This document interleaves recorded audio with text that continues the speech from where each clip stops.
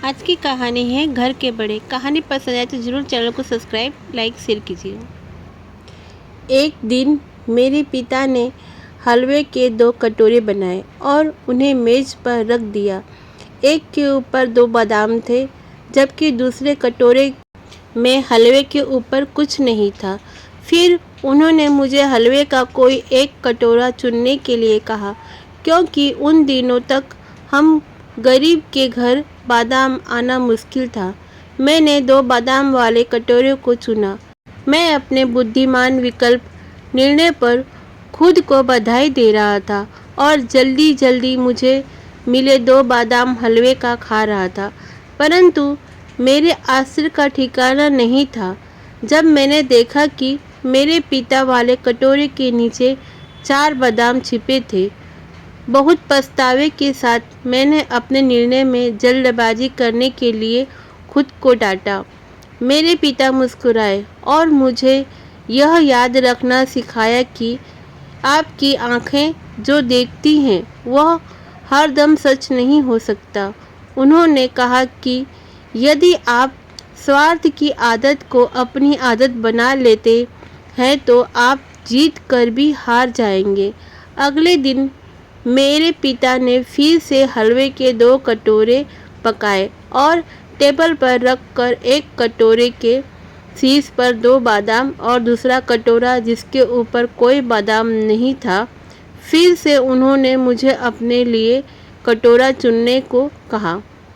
इस बार मुझे कल का संदेश याद था, इसीलिए मैंने शीर्ष पर बिना किसी बादाम कटोरी को चुना।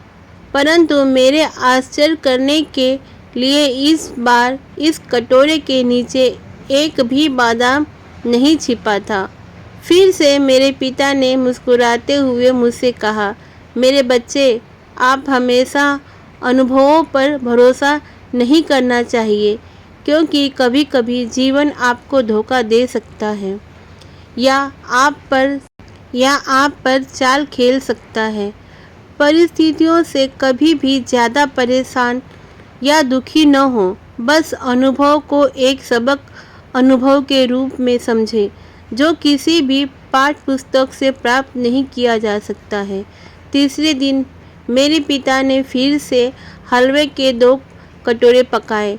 पहले 2 दिन की ही तरह एक कटोरे के ऊपर 2 बादाम और दूसरे के शीर्ष पर कोई बादाम नहीं। मुझे उस कटोरे को चुनने के लिए कहा जो मुझे चाहिए था, लेकिन इस बार मैंने पिताजी से कहा, पिताजी आप पहले चुने। आप परिवार के मुखिया हैं और आप परिवार में सबसे ज़्यादा योगदान देते हैं।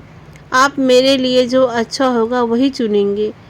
मेरे पिता मेरे लिए खुश थे। उन्होंने शीर्ष पर 2 बादाम के साथ कटोरा चुना, लेकिन जैसे कि मैंने अपने कटोरे का हलवा खाया, कटोरे के हलवे के एकदम नीचे 8 बादाम और थे।